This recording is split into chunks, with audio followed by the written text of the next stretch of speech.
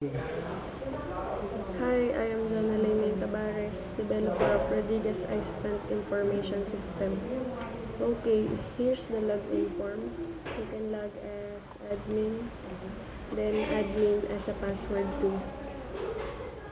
Then click log.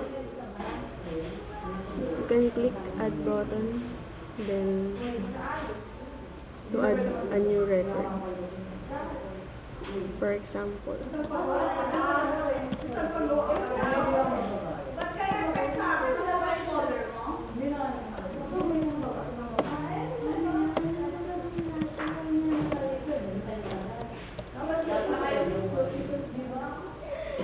then click save. Successfully added. You can see here. You can click find the record. For example,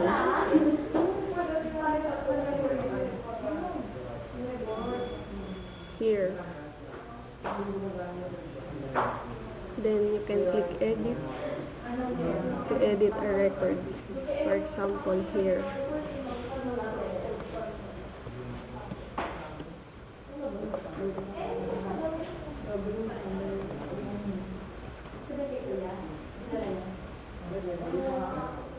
Successfully saved. Then here.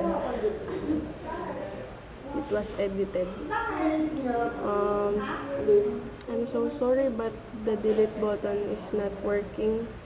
We can move to user.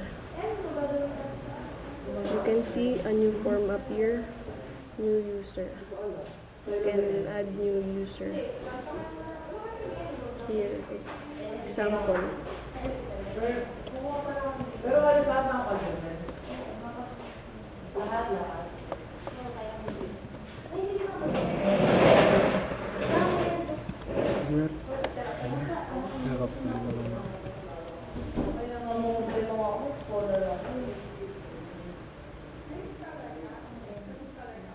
Then save.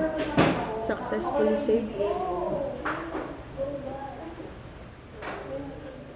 Then you can click update to update our record. You can see here is the list of the password and the usernames of the form. I'm sorry, the information system. You can click here to edit. Click the edit button.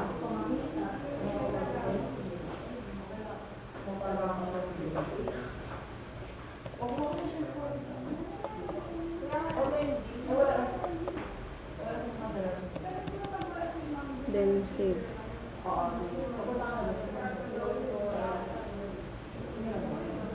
Here. Then cancel. Then you click close. The main form. Here's the main form. Then you click about.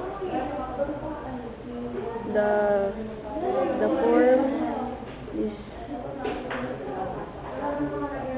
the form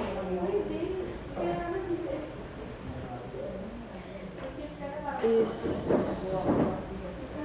saying that the information about the developer of the system.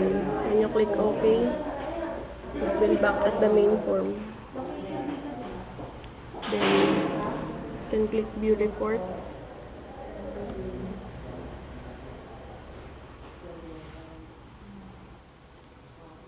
Then the report is here.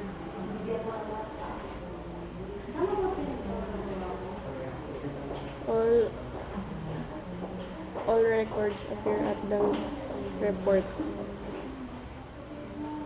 Then exit.